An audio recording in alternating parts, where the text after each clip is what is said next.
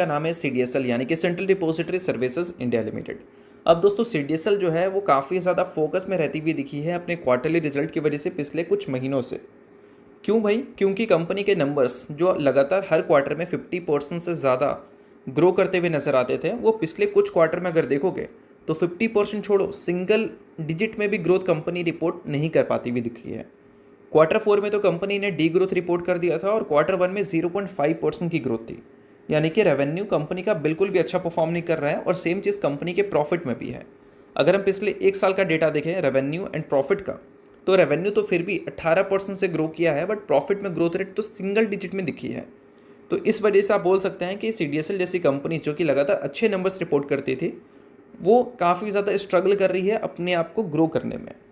अब ऐसा क्यों हो रहा है? तो इसके पीछे का सबसे बड़ा रीज़न है स्टॉक मार्केट। स्टॉक मार्केट जब अच्छा करता है तो लोग मार्केट के साथ जुड़ते हैं, और अभी अच्छा नहीं कर रहा है तो इस वजह से लोग उतना ज़्यादा जुड़ नहीं रहे हैं मार्केट से। और सबसे इंपॉर्टेंट बात, जो लोग पहले से मार्केट में वो उतना ज़्यादा इंटरेस्ट नहीं लेते हैं बियर मार्केट में as compare to bull market. तो इस केस में डिपॉजिटरी हो गई, बोल सकते हैं ब्रोकर हो गई, एक्सचेंज हो गई, ये सारी कंपनी का जो बिजनेस है वो थोड़ा सा स्लो हो जाता है। और मेनली डिपॉजिटरी को ज़्यादा फर्क पड़ता है, क्योंकि ब्रोकर और एक्सचेंज जो है वो फिर भी FNO से कमाते हैं, बट डिपॉजिटरी FNO से नहीं कमाती, वो इक्विटी से कमाती है। और इक्विटी का टर्नओवर जब बढ़ता है तब इन कंपनीज़ के नंबर हमें अच्छे देखने को मिलते हैं, चाहे आप कमाओ या फिर गवाओ, उससे कोई मतलब नहीं है। तो अभी के टाइम पे जो मेरे पास डेटा आ रहा है इक्विटी टर्नओवर का, ये डेटा BSE का है।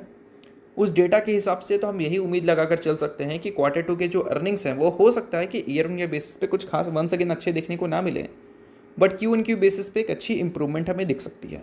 ईयर ऑन ईयर बेसिस पे अच्छे ना आने की चांसेस इसलिए ज़्यादा है क्योंकि पिछले साल जो Q2 में कंपनी ने रेवेन्यू रिपोर्ट किया था वो अब तक का बेस्ट रेवेन्यू है CDSL का, इस वजह से मैंने वो चीज़ बताई है आपको।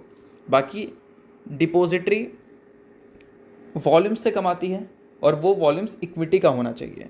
तो BSE के अगर हम टर्नओवर की बात करें सितंबर के, अगस्त के और जुलाई के, तो वो डेटा हमें काफ़ी इंटरेस्टिंग देखने को मिलता है। अगर सितंबर में देखोगे तो 1,70,000 करोड़ की हमें वॉल्यूम देखने को मिलती थी, या टर्नओवर आप उसको बोल सकते हो।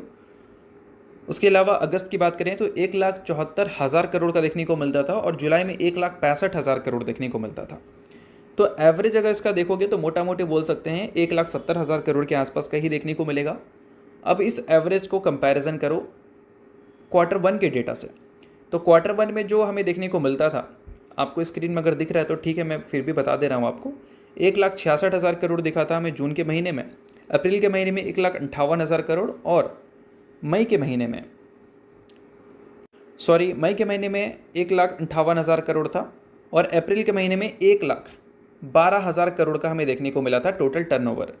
तो उसके बेसिस पे हमने देखा कि कंपनी ने कितना रेवेन्यू रिपोर्ट किया, लगभग 259 करोड़, और पिछले बार के मुकाबले इस बार इक्विटी टर्नओवर हमें ज़्यादा दिख रहे हैं। तो इससे हम उम्मीद कर सकते हैं कि 300 करोड़ के आसपास का रेवेन्यू हो सकता है कि हमें CDSL रिपोर्ट करती हुई दिख जाए। बाकी देखते हैं कि CDSL के नंबर हमें कैसे दिखते हैं।